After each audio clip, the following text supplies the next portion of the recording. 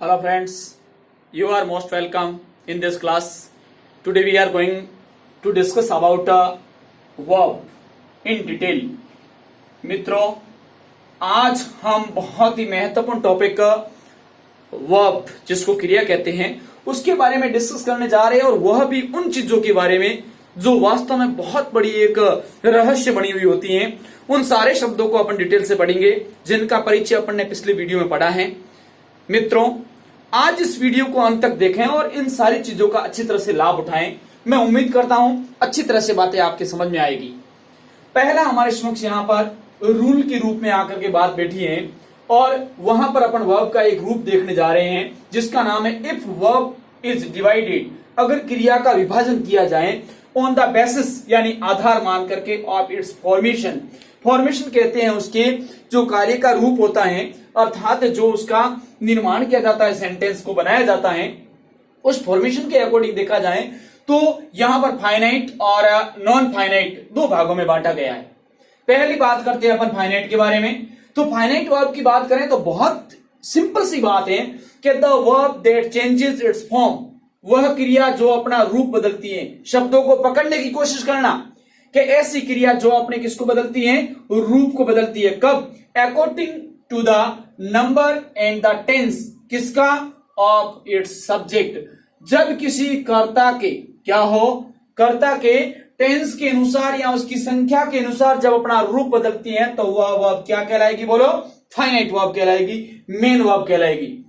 अब यहां पर अपन बात करते हैं कैसी क्रिया जो वाक्य में कर्ता की संख्या के अनुसार है वो प्रयुक्त होती है, वही वर्ब फाइनाइट है।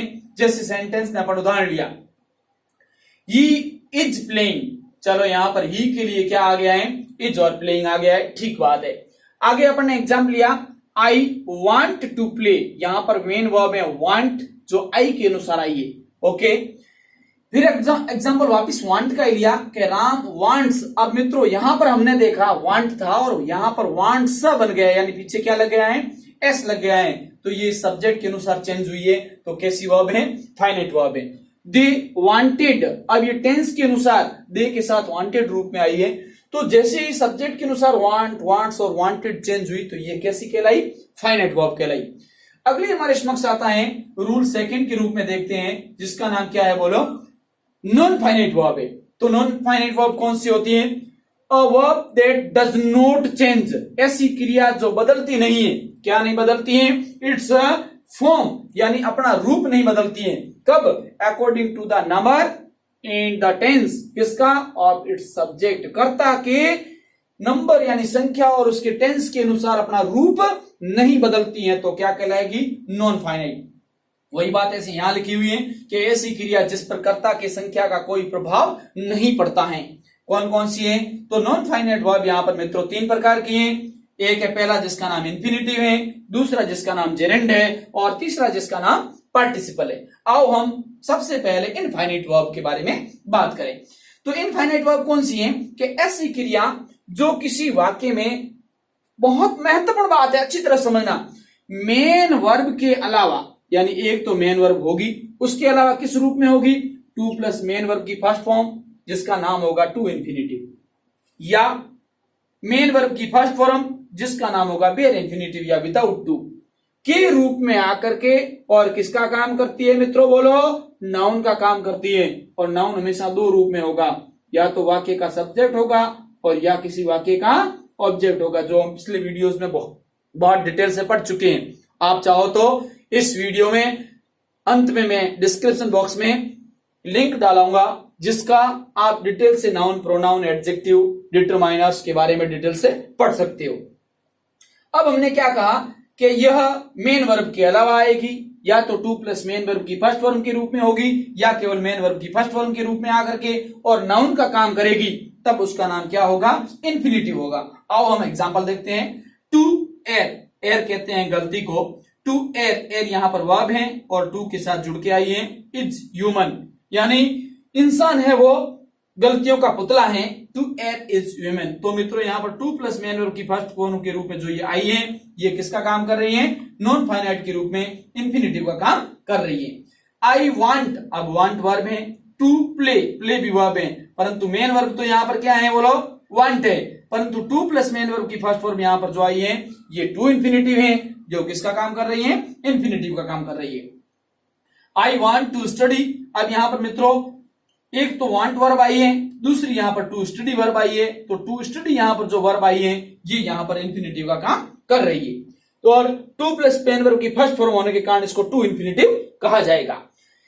वी वांट, अब वी के साथ भी वांट आया, आई के साथ भी वांट आया, यहां पर ये वर्ब तो अपन ने वांट के रूप में देखी, परंतु यहां पर जैसे ही आई के स्थान पर हमने यहां पर कर लिया जैसे ही, अब ही वांट रहा तो ये सेंटेंस गलत हो जाएगा। वांट के साथ क्या लगाना पड़ेगा, वांट्स लगाना पड़ेगा। तो ये तो सब्जेक्ट के अनुसार चेंज हो गई, पर टू स्टडी पर कोई प्रभाव नहीं पड़ा। We want to study English, अब यहां पर भी टू स्टडी वैसा का वैसा रहा और वांट मेन वर्ब का काम कर रही है, तो टू के साथ स्टडी जो ये दूसरी वर्ब अपने को दिखाई दे रही है ये टू इंफिनिटिव के रूप में इंफिनिटिव का काम कर रही है। अगला एग्जांपल लिया लेट मी गो, यहां पर मित्रों लेट भी वर्ब है और गो भी वर्ब है, तो हम यहां पर देख रहे हैं कि लेट मेन वर्ब है, तो यहां पर गो किसका काम कर रही है, गो यहां पर बेयर इंफिनिटिव के रूप में आई है जो मेन वर्ब की फर्स्ट फॉर्म है, परंतु दूसरी वर्ब किसी वाक्य में आ नहीं सकती, इसलिए इसका नाम बेयर इंफिनिटिव होगा, जिसको अपन इंफिनिटिव या नॉन फाइनाइट के रूप में जानेंगे। लेट अस प्ले, आओ हम खेलें, तो लेट भी मेन वर्ब है और प्ले भी मेन वर्ब है, तो मित्रों यहां पर जो प्ले मेन वर्ब की फर्स्ट फॉर्म के रूप में आकर के बैठी है, जो लेट के बाद में आई है, तो वो वहां पर इंफिनिटिव का एक रूप है जिसका नाम है बेयर इंफिनिटिव। अब हम जेरेंड के बारे में बात कर रहे हैं, जो सेकंड पॉइंट है। पार्टिसिपल के अंदर ही हमने जेरेंड देखा था, तो ऐसी क्रिया जो किसी वाक्य में मेन वर्ब के अलावा किस रूप में हो, मेन वर्ब की फर्स्ट फॉर्म प्लस आईएनजी के रूप में हो, और वहां पर आकर के यह नाउन का काम करती हो। वेरी इंपॉर्टेंट दो शब्दों को याद रखना है कि एक तो ये मेन वर्ब के अलावा अपने को फर्स्ट फॉर्म प्लस आईएनजी के रूप में नाउन का काम करती हुई मिलेगी, तो वह जेरेंड का काम करेगी। आओ एग्जांपल से देखते हैं। Dancing is a good art, अब यहां पर इज है वह main verb as linking verb का काम कर रही है, तो डांस भी एक नाउन है, सॉरी डांस भी एक वर्ब है और उसके साथ डांस नृत्य करना, तो डांस के साथ आईएनजी लग करके यह जो यहाँ डांसिंग शब्द बना है जो नाउन का काम कर रही है, ऐसी स्थिति में यह जेरेंड कहलाएगा। क्या कहलाएगा, अगर परीक्षा में यह प्रश्न पूछा जाता है कि यह शब्द क्या है, तो मित्रों इसको हम क्या कहेंगे यहाँ पर कि यह शब्द क्या है, यह शब्द जेरेंड है। क्या है, यह शब्द जेरेंड है। क्या है मित्रों, जेरेंड। उसके बाद में अगला शब्द हमारे पास में आ गया walking is a good exercise. क्या शब्द आ गया, walking is a good exercise, तो यहां पर इज लिंकिंग वर्ब का काम कर रही है, वॉक मेन वर्ब है, आईएनजी जुड़ करके नाउन का काम कर रही है, जो क्या है, जेरेंड है। आई लाइक, मुझे पसंद है, लाइक मेन वर्ब है, क्या पसंद है, तो प्लेइंग, प्ले मेन वर्ब है, आईएनजी जुड़ गया, तो मेन वर्ब के अलावा दूसरी वर्ब के साथ आईएनजी दिख रहा है, तो यहां पर ये किसका काम करेगा, जेरेंड का काम करेगा। आई लर्न, मैं सीखता हूं, तो क्या सीखता है, ड्राइविंग, तो ड्राइविंग ड्राइव करना मेन वर्ब है, परंतु लर्न यहां पर मेन वर्ब होने के कारण ड्राइव के साथ आईएनजी लगा हुआ है, ऐसी स्थिति में ड्राइविंग किसका काम करेगा, शब्द जेरेंड का काम करेगा। तो मित्रों जब मेन वर्ब के अलावा कहीं पर सब्जेक्ट के रूप में या ऑब्जेक्ट के रूप में अपने को कोई शब्द मिलता है तो वह जेरेंड होता है। वेरी इंपॉर्टेंट बात है। अगला हमारे समक्ष रूल आता है तीसरा, जिसका नाम है पार्टिसिपल। क्या नाम है, पार्टिसिपल। बहुत सामान्य है यह भी कि जब किसी वाक्य में मेन वर्ब के अलावा क्या हो, जब कोई दूसरी वर्ब है वह किस रूप में अपने को मिले, मेन वर्ब की फर्स्ट फॉर्म और आईएनजी के रूप में, या मेन वर्ब की थर्ड फॉर्म के रूप में, या हैविंग प्लस मेन वर्ब की थर्ड फॉर्म के रूप में मिलकर के और एडजेक्टिव का काम करें। कितनी महत्वपूर्ण बात है, कंफ्यूज होते हैं जेरेंड और पार्टिसिपल को लेकर के। क्यों, क्योंकि यहां पर भी मेन वर्ब के अलावा मेन वर्ब की फर्स्ट फॉर्म आईएनजी है और यहां पर भी मेन वर्ब की फर्स्ट फॉर्म और आईएनजी है। तो मित्रों कंफ्यूज होने की जरूरत नहीं है, ये नाउन का काम करे तो जेरेंड बनता है और एडजेक्टिव का काम करे तो पार्टिसिपल बनता है। कैसे, अब एग्जांपल से समझते हैं। पहला नाम है प्रेजेंट पार्टिसिपल, जिसका रूप मेन वर्ब की फर्स्ट फॉर्म और आईएनजी दिखता है। तो वही बात लिखी कि जब किसी वाक्य में मेन वर्ब की फर्स्ट फॉर्म आईएनजी का प्रयोग किसी घटना को इनकम्प्लीट या होता हुआ दर्शाने के लिए किया जाता है तो वह एडजेक्टिव के रूप में होता है और प्रेजेंट पार्टिसिपल कहलाता है। कैसे, हियरिंग द नॉइज, आवाज को सुनते ही क्या हुआ, we rushed out of the restaurant, हम उस रेस्टोरेंट से रश्ड आउट यानी भाग के बाहर निकले। क्या आवाज कैसी हो रही है। अब हियरिंग द नॉइज, यहां पर मेन वर्ब तो रश्ड है यहां पर, परंतु हियर यानी सुनना और उसके साथ जैसे आईएनजी आया, इस शब्द को जब अंडरलाइन करके पूछा जाता है तो मित्रों ये विशेषता बता रहा है क्या करते हुए कि आवाज को सुनते ही, आवाज की विशेषता बता रहा है सुनना। तो ऐसी स्थिति में मेन वर्ब की फर्स्ट फॉर्म प्लस आईएनजी है, ये एडजेक्टिव का काम कर रहा है और यहां पर प्रेजेंट पार्टिसिपल के रूप में होगा। थिंकिंग ऑल इज वेल, हमने सोचा कि सब कुछ अच्छा होगा, सोचते हुए वी वेंट टू बेड, हम सो गए। अब वी वेंट टू बेड, अब वेंट मेन वर्ब तो है परंतु यहाँ थिंक भी मेन वर्ब है पर इसके साथ आईएनजी लगी हुई है। ऐसी स्थिति में यहाँ पर थिंकिंग है वह प्रेजेंट पार्टिसिपल का काम कर रही है। अगला बिंदु हमारे समक्ष आता है पास्ट पार्टिसिपल, जिसका रूप होता है मेन वर्ब की थर्ड फॉर्म। तो ये भी मेन वर्ब की, जब किसी वाक्य मेन वर्ब की थर्ड फॉर्म का प्रयोग किसी घटना को कंप्लीट या पूर्ण होने का सेंस देता है, क्या बताता है कि ये घटना पूरी हो चुकी है। ऐसी स्थिति में मेन वर्ब की जो थर्ड फॉर्म आई हुई उस वाक्य में है वह पास्ट पार्टिसिपल का काम करेगी। ध्यान दो, ड्राइवन बाय पॉवर्टी, गरीबी से ग्रसित होकर, ड्राइवन मेन वर्ब की थर्ड फॉर्म है। ही कमिटेड सुसाइड, अब ही के साथ कमिटेड मेन वर्ब तो यहां लगी हुई है परंतु ड्राइवन जो थर्ड फॉर्म के रूप में अकेली आई हुई बैठी है वह यहां पर किसका काम करेगी, पी अर्थात जिसको कहते हैं पास्ट पार्टिसिपल का काम करेगी। Deceived by his best friend, अपने अच्छे मित्र के धोखे के कारण, he was left in the lurch, उसको है वो लुढ़कता हुआ छोड़ दिया, यानी किसी मुसीबत के अंदर उसको छोड़ दिया गया। तो मित्रों यहां डिसीव्ड मेन वर्ब की क्या है, थर्ड फॉर्म है परंतु he was left passive construction में ही के साथ मेन वर्ब यहां आई हुई है तो मेन वर्ब दो तो आ नहीं सकती, तो यहां पर ये मेन वर्ब का काम कर रही है और यहां पर डिसीव्ड धोखा दे दिया गया जो पी अर्थात पास्ट पार्टिसिपल का काम कर रही है। बात कर रहे थे परफेक्ट पार्टिसिपल के बारे में, बहुत सामान्य है मित्रों, इसके अंदर हैविंग प्लस मेन वर्ब की थर्ड फॉर्म की बात होती है। तो इसमें क्या होता है, जब किसी वाक्य में मेन वर्ब तो आई हुई होती है परंतु उसके अलावा जब मेन वर्ब की थर्ड फॉर्म का प्रयोग किसी कार्य को भूतकाल में ही कंप्लीट हो गया हो, पूर्ण हो गया हो, ऐसा दर्शाने के लिए हैविंग के साथ जब किया जाए तो ऐसी स्थिति में हैविंग प्लस मेन वर्ब की थर्ड फॉर्म जो दिखती है अपने को वह हमेशा हमेशा परफेक्ट पार्टिसिपल के रूप में होगी। आओ अपने एग्जांपल के माध्यम से बात करते हैं। जैसे having rested it, having rested, उन्होंने जैसे आराम करते हुए, they started their journey again, उन्होंने अपनी यात्रा को पुनः आरंभ किया। अब ये काम संपन्न हुआ, रेस्ट करने के साथ ही ये संपन्नता होने के बाद उन्होंने अपनी यात्रा है वो पुनः प्रारंभ की। हैविंग डन विथ इट, जैसे यह काम संपन्न हुआ, दे गोट डाउन, ये फ्रेजल वर्ब है गोट डाउन, गोट डाउन यानी कार्य की शुभारंभ करना, तो दे गोट डाउन टू वर्क, उन्होंने वापस अपना काम शुरू किया।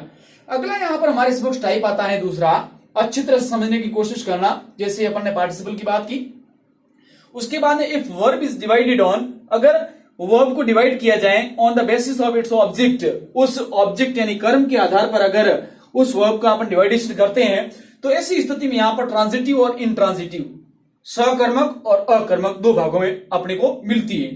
ट्रांजिटिव वर्ब की बात करें तो a verb with its object, जब वह अपने ऑब्जेक्ट के साथ में काम करती है इन सेंटेंस वाक्य के अंदर, इज कॉल्ड ट्रांजिटिव वर्ब, तो वह ट्रांजिटिव वर्ब कहलाती है।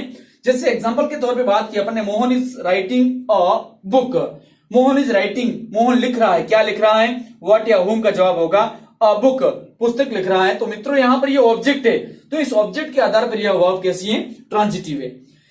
ही इज रीडिंग न्यूज़पेपर, वह पढ़ रहा है, क्या पढ़ रहा है, तो कि न्यूज़पेपर पढ़ रहा है, तो यह ऑब्जेक्ट है और ऑब्जेक्ट की यह वर्ब यहां पर रीडिंग है। दे वर प्लेइंग क्रिकेट, वे खेल रहे हैं, तो क्या खेल रहे हैं, तो क्रिकेट खेल रहे हैं। तो मित्रों यहां पर जैसे अपन ने क्रिकेट की बात की तो क्रिकेट यहां पर जो काम कर रहा है वो ऑब्जेक्ट का काम कर रहा है, किसका काम कर रहा है, ऑब्जेक्ट का काम कर रहा है। ऐसी स्थिति में यहां पर वर प्लेइंग जो आया है यह इस ऑब्जेक्ट का, क्रिकेट का वर्ब के रूप में काम कर रहा है। अगला शब्द हमारे समक्ष आया डाई ट्रांजिटिव, यह ट्रांजिटिव का ही पार्ट है। डाई ट्रांजिटिव का मतलब होता है डाई यानी डबल, दो ऑब्जेक्ट वाली, द्विकर्मक जिसको कह सकते हैं, क्या कह सकते हैं, ये द्वि और ये कर्मक, दो कर्म वाली वर्ब है। तो कुछ वर्ब ऐसी होती है जो अपने पीछे दो कर्म लेती हैं। सोहन गेव, सोहन ने दिया, क्या दिया, अ पेन, किसे दिया, मी, तो सोहन गेव मी अ पेन, मी यहां पर भी ऑब्जेक्ट है और अ पेन भी यहां पर ऑब्जेक्ट है। जो व्हाट का जवाब है ये डायरेक्ट ऑब्जेक्ट है, कैसा ऑब्जेक्ट है, डायरेक्ट ऑब्जेक्ट है, और हुम का जवाब है ये इनडायरेक्ट ऑब्जेक्ट है। तो दो ऑब्जेक्ट यहां पर अपने को मिले जो आगे अपने को विशेष करके है वो आगे समझने में काम आएंगे पैसिव कंस्ट्रक्शन के अंदर। She told me a story, she told उसने बताया, क्या बताया, अ स्टोरी, किसको बताया, मुझे बताया। मी की जगह अपन दूसरा शब्द काम में ले सकते हैं जैसे हिम या Ram, Mohan, she told Mohan a story. तो कहने का मतलब यहां पर उसने एक कहानी सुनाई। किसे सुनाई? मुझे सुनाई, मोहन को सुनाई, हरि को सुनाई, सीता को सुनाई। तो यहां पर मी और ये स्टोरी दोनों ऑब्जेक्ट है। तो ये टोल्ड की डबल ऑब्जेक्ट थे, इसलिए डाइट्रांजिटिव वर्ब कहलाती है। अगला अपने समक्ष शब्द आता है, प्रकार आता है, जिसका नाम है इंट्रांजिटिव वर्ब, यानी अकर्मक। कैसी? अकर्मक क्रिया। A verb without its object, ऐसी क्रिया जिसके पीछे कोई ऑब्जेक्ट नहीं हो, इस in a sentence is called intransitive verb.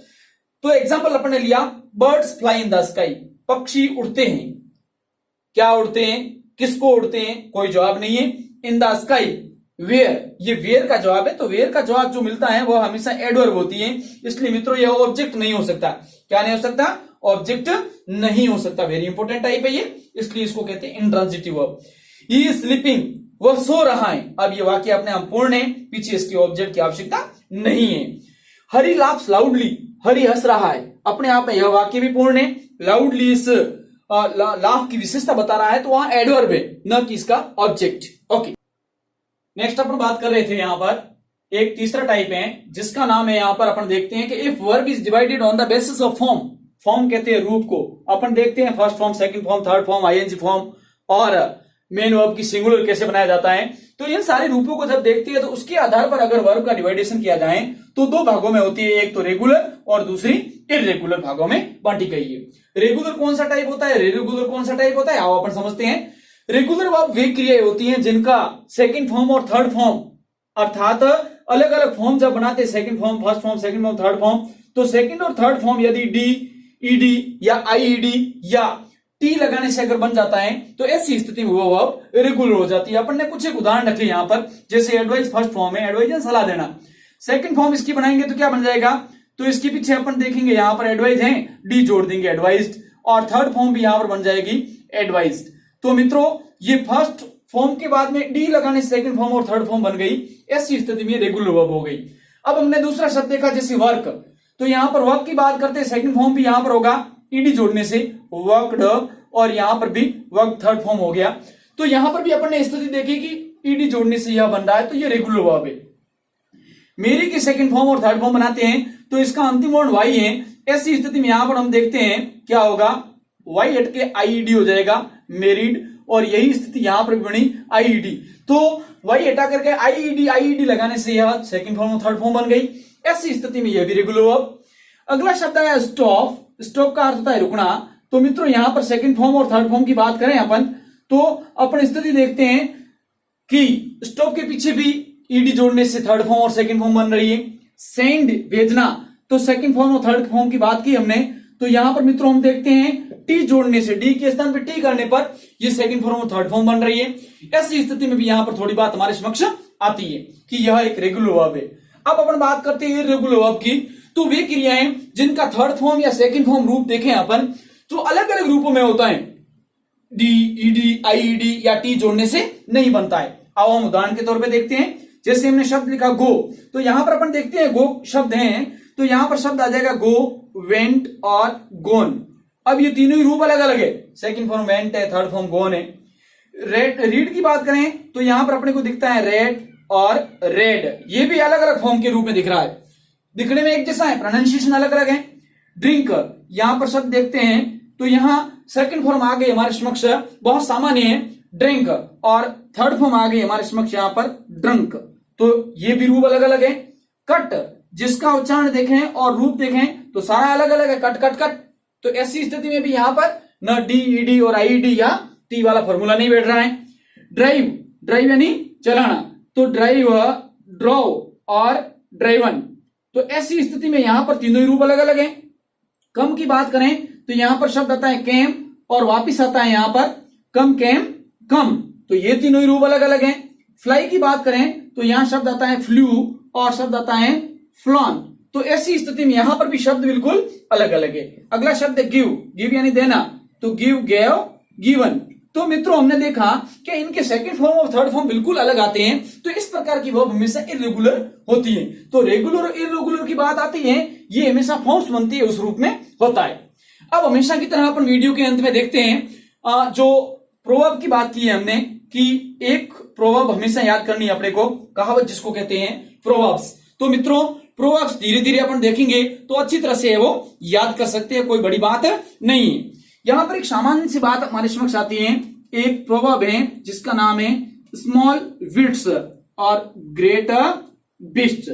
बहुत सामान्य बात है, फिर भी एक समझने योग्य है। स्मॉल विट्स ग्रेट बिस्ट, और इसका जब हिंदी में अपन देखें तो यहां कहा जाता है छोटा मुंह बड़ी बात। तो मित्रों, ये आज की महत्वपूर्ण प्रोवर्ब है। आज का वीडियो आपको कैसा लगा कमेंट बॉक्स में जरूर डालें और अपने मित्रों के साथ शेयर करें। All the best, bye.